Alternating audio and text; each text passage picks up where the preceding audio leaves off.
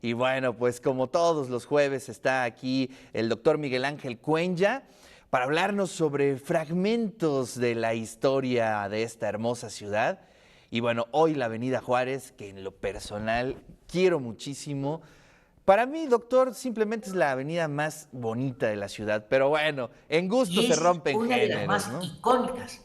Claro. Digamos, cada vez que hay un éxito deportivo, la gente sale a festejar en la Avenida Juárez. No es en el Zócalo, es en la Avenida Juárez, donde verdaderamente representa y ha sido un centro financiero, un centro gastronómico, es decir, ha desempeñado un papel muy importante a lo largo de la historia del siglo XX de nuestra ciudad. Pero, bueno, digamos, la Avenida Juárez tiene otra historia. Eso, digamos, no solamente se trata de una de las arterias más emblemáticas, más icónicas que representan a la ciudad de Puebla, sino el hecho más importante es que conecta el centro desde el Paseo Bravo con la colonia La Paz, o si se quiere, desde la 13 Sur hasta el Boulevard Atlético.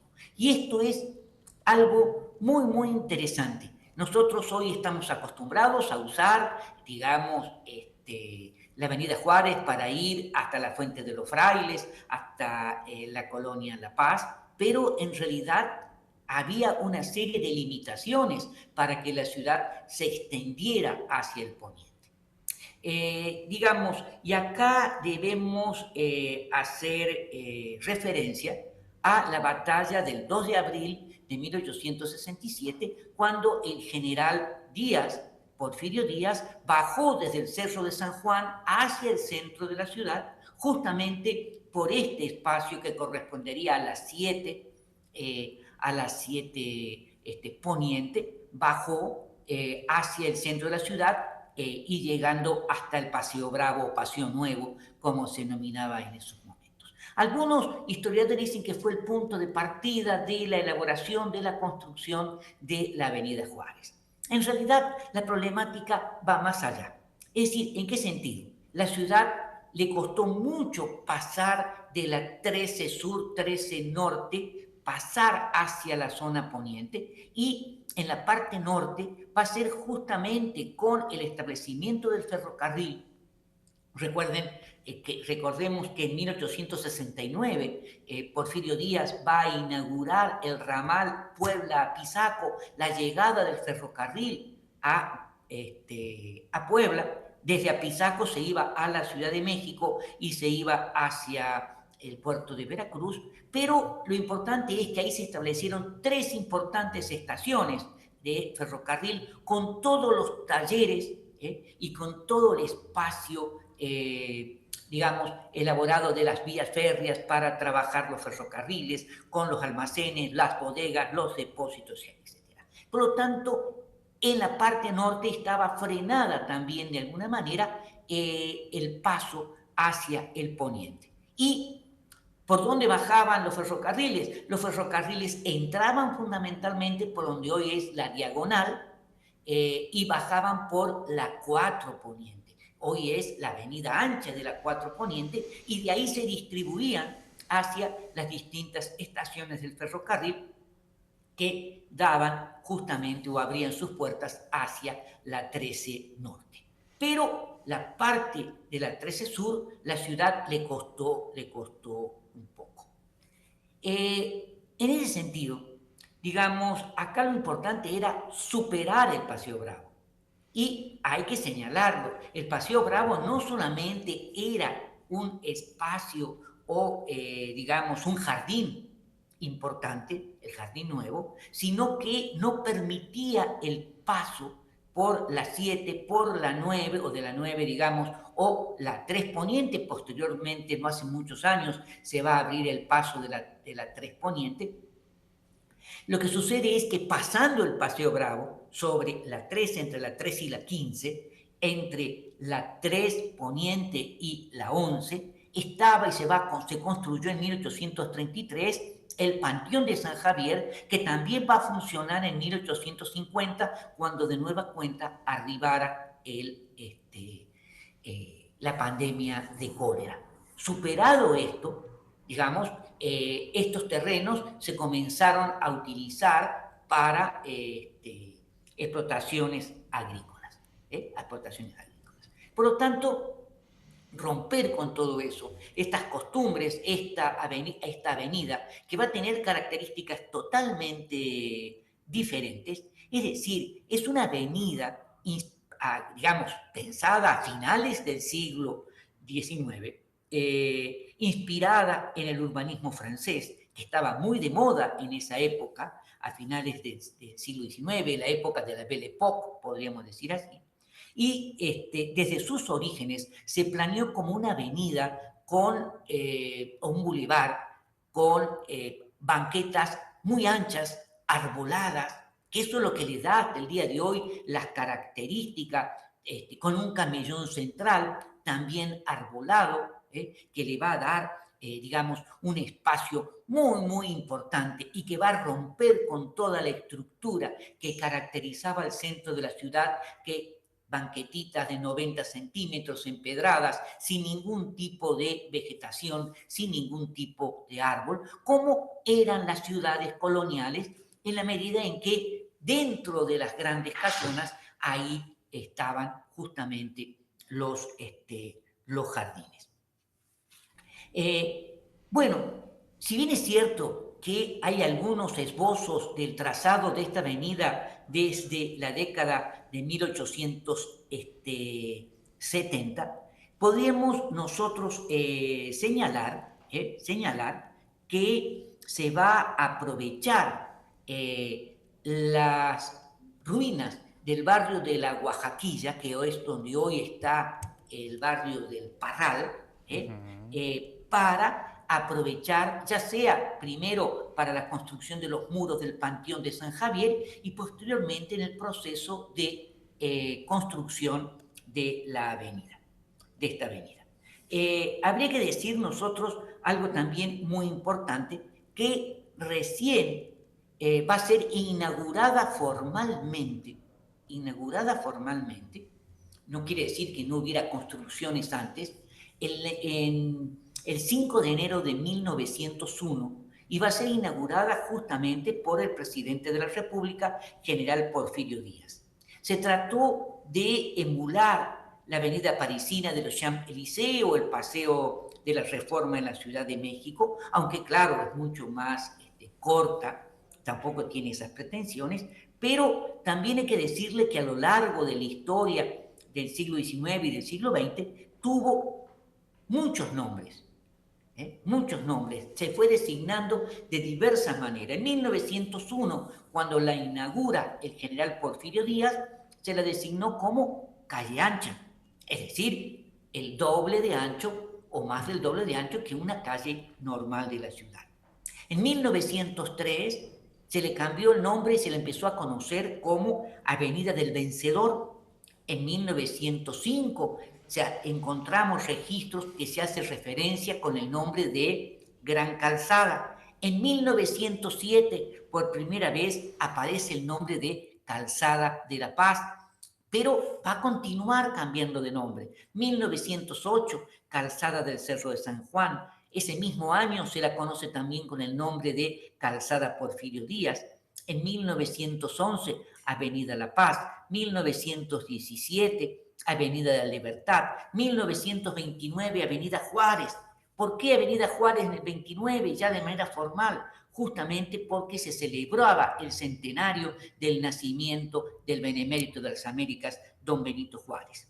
Aunque en realidad, de manera oficial, llevó el nombre de Avenida Juárez desde 1906, aunque recién se impuso a partir de 1929. El punto de partida de la avenida es la fuente de Motolinía, ubicada justamente en la 7 Poniente, dentro del Paseo Bravo, y esta fuente está dedicada justamente a los fundadores de la ciudad. Es una fuente muy bonita que fue donada por la colonia española con motivo del primer centenario de la consumación de la independencia. Se debe hacer también mención que en la esquina de la 19 Sur, de la avenida Juárez, la 19 Sur, se erigió una rotonda en la cual se estableció un monumento a la libertad con motivo justamente del centenario de la consumación de la independencia.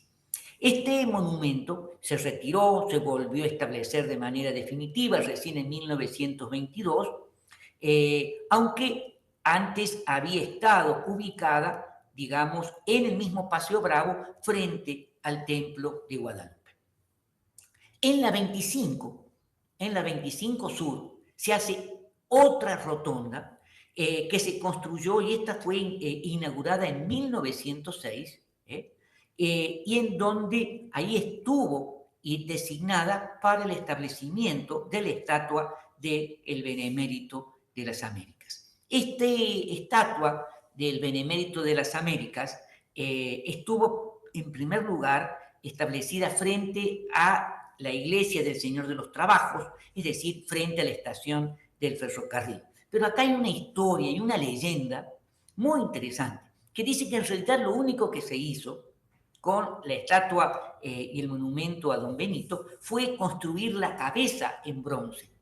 Y se utilizó un monumento a Abraham Lincoln, se le quitó la cabeza y se le puso la cabeza de Don Benito Juárez. Bueno, son leyendas, pero como dice el dicho popular, cuando el río suena, quiere decir que agua trae. ¿Será cierto? ¿No será cierto? Es un poco la historia de la fuente de los frailes, que sí, que no son frailes, que son ángeles, etcétera, etcétera, etcétera.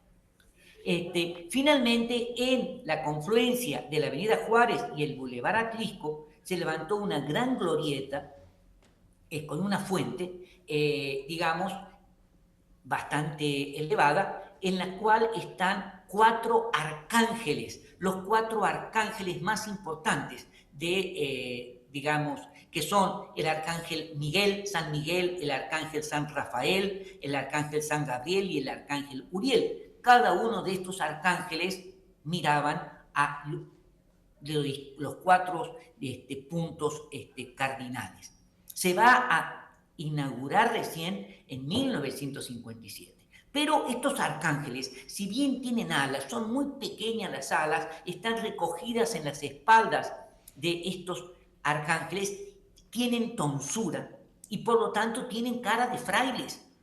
Y la gente empezó a llamar hasta el día de hoy la fuente de los frailes, no la fuente de los arcángeles, la fuente de los frailes. Con el paso del tiempo se fueron llenando de smog y obviamente no se podía visualizar los detalles que tenían estos personajes. Cuando en el año, si yo mal no recuerdo, 2004, se quitó toda la fuente de los frailes para hacer el túnel y se lo volvió a establecer y ya fueron sustituidos, digamos, todo el monumento y la fuente ya no con piedra original, sino en fibra de vidrio, se descubre que en realidad eran arcángeles, que tenían alas y que de alguna manera era un homenaje a la misma ciudad. Pero la gente, como todos nosotros, va a seguir denominando y como punto de referencia la fuente de los frailes.